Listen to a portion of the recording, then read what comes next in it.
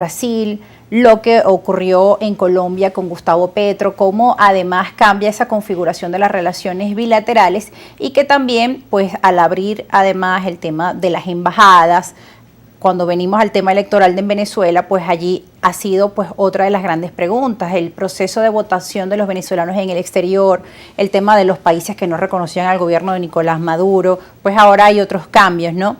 Quería, ahora que nos vamos al tema político-electoral de Venezuela, vamos a revisar el periódico El Universal con una información de esta, que es una de las preocupaciones, el voto en el exterior, y que ya el Consejo Nacional Electoral pues anuncia que trabaja en el voto de los venezolanos en el exterior y además de las eventuales primarias de la oposición. Esto dijo el rector Roberto Picón, informó que ambas propuestas marchan en paralelo, tanto del trabajo para las primarias como para el proceso de votación de los venezolanos en el exterior, y que están trabajando en forma técnica para que se pueda concretar, así como el apoyo a un eventual proceso de primarias. Esto también lo dijo en su cuenta en la red social Twitter, donde hablaba de que van a revisar las experiencias donde el CNE ha prestado asistencia técnica a organizaciones solicitantes basándose en sus propuestas de cargos a elegir, distribución geográfica, de centros de votación. En fin, el tema de los venezolanos, del voto de los venezolanos en el exterior también ha estado sobre la mesa durante estos días, ha estado el debate y qué pasaría si no se logra además conseguir la votación efectiva de los venezolanos que están en el exterior, hablando del proceso que viene para el año 2024. Bueno, yo creo que los venezolanos en este momento tenemos una oportunidad bastante a tiempo. Si miramos el 2024 y el 2025, ambos años electorales muy importantes, uno presidencial y el otro legislativo, como una ruta hacia la gobernabilidad. Si nosotros, es decir, los años electorales, por lo general son los años donde se logran los acuerdos, porque entonces, bueno, está todo el mundo habilitado, los partidos políticos, la sociedad está en la calle, pero si nosotros empezamos a decir desde ya, bueno, mira, esto no solamente es en una sola velocidad, aquí se van a dar en varias velocidades. Tenemos la Mesa de México, si se va a restablecer, que esperemos se restablezca, porque va a tener una agenda fundamentalmente o básicamente social. Y luego tenemos todo lo que tiene que ver con la parte electoral hacia el 2024, hacia el 2025, y una parte de ello fundamental es la cantidad de venezolanos que están fuera del país. Sí. Entonces, bueno, ¿cómo votar? Bueno, eso es un derecho. Entonces, reclamar los derechos, por supuesto que hay que reclamarlo.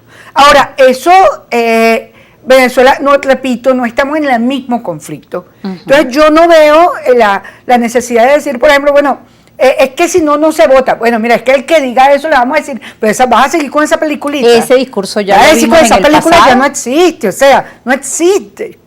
Aterriza. ¿En qué sentido? En que, bueno, pero es que el que luche por el derecho de los venezolanos en el extranjero, eso es un derecho en Venezuela. Ah, si no fuera un derecho en Venezuela. Además, eso fue, tampoco es que eso de toda la vida, ¿no? Empezó con el 99, con la Constitución del 99, estoy casi segura. Pero en todo caso, lo que quiero decir es que el gran desafío para la sociedad venezolana es el compromiso con la democracia.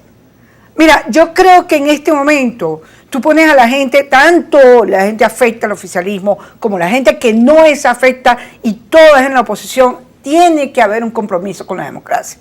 Y compromiso con la democracia quiere decir que tú vayas por la vía democrática. Claro. Entonces, lo que no puede pasar es ningún tipo de sorpresa.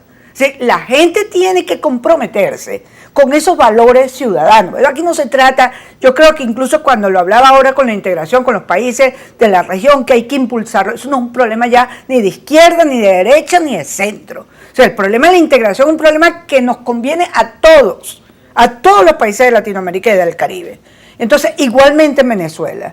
¿Sí? No es un problema. El problema con la democracia es que tiene que haber por supuesto, una resignificación de la democracia. Porque hemos pasado demasiados problemas y generar en este momento, como decía, espacios de confianza para generar acuerdos e ir avanzando hacia esa ruta de gobernabilidad y cómo en el 2024 triunfa la democracia independiente. No es el personaje que triunfe.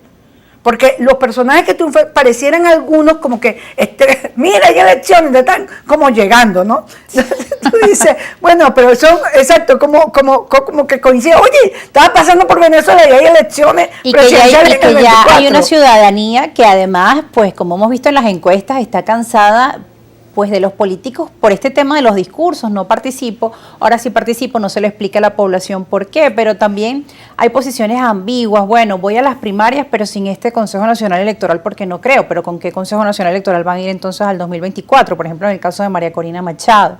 Entonces, bueno, digamos, por eso la población también tiene un hastío y quizá el tema de elecciones o de procesos electorales no está en sus prioridades en estos momentos, cuando pues tiene que resolver los problemas del agua, de la luz, de la cola, de la gasolina, del pago de la canasta básica. Entonces, ¿cómo involucrar a esa sociedad a estar activa en los procesos de veeduría, de acompañamiento, de exigir sus derechos, como tú mencionabas, por ejemplo, el tema del voto en el exterior, entre otras cosas, cuando también la población está como cansada y ensimismada en resolver sus problemas personales en su día a día?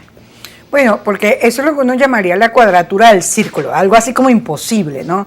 Hay que entender que esto realmente es difícil, pero solo la participación ciudadana genera confianza en las instituciones, y la confianza en las instituciones hace que los ciudadanos voten. Entonces, eso es un círculo que va así.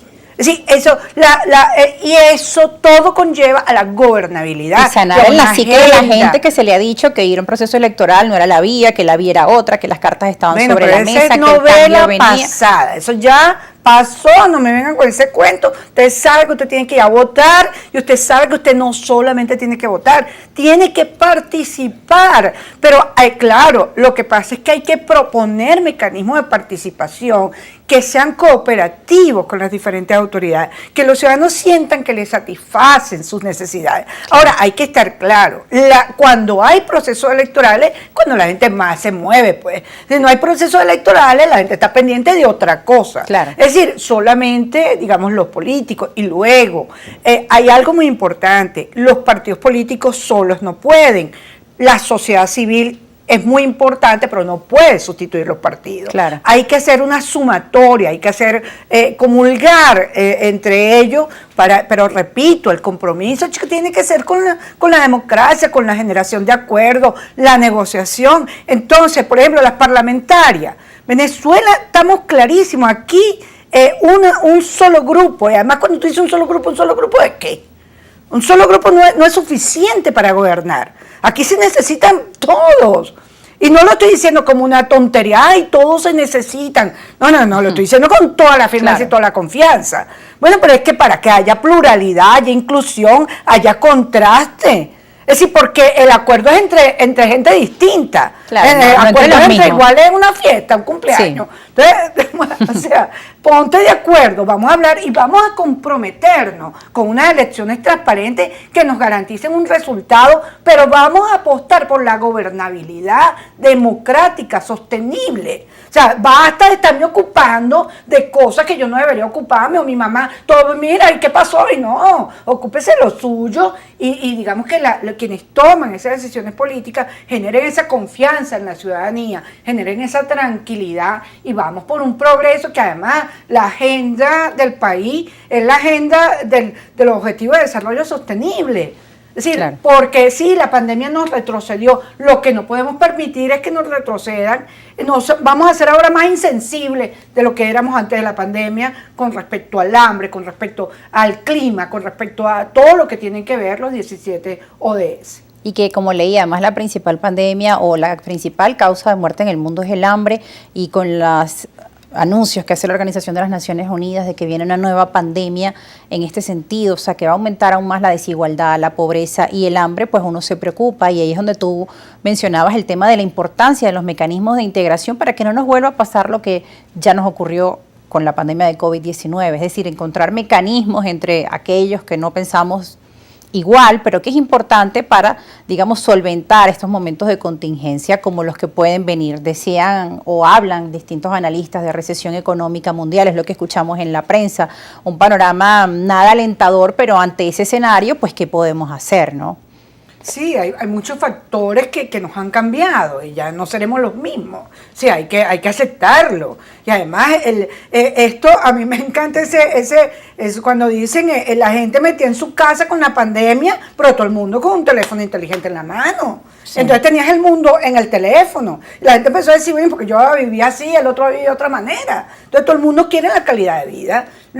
El mundo, el elector, se le llamó el elector globalizado. Se empezó a decir, yo no voy a ceder por condiciones peores que las que tengo. Por eso fue la alternabilidad. Claro. Y por eso es que, por ejemplo, el llamado gobierno interino tiene un grandísimo problema. Porque si tú hablas de alternabilidad ahorita y tú dices que eras gobierno, entonces ¿cómo va a decidir la gente? Claro, no tiene sentido. Esa maldad la dejo ahí. Sí, hay cosas que la gente dice, oye, pero eso no tiene sentido, ¿no? ¿Hacia dónde vamos con estos políticos o con estos dirigentes o algunos dirigentes, ¿no?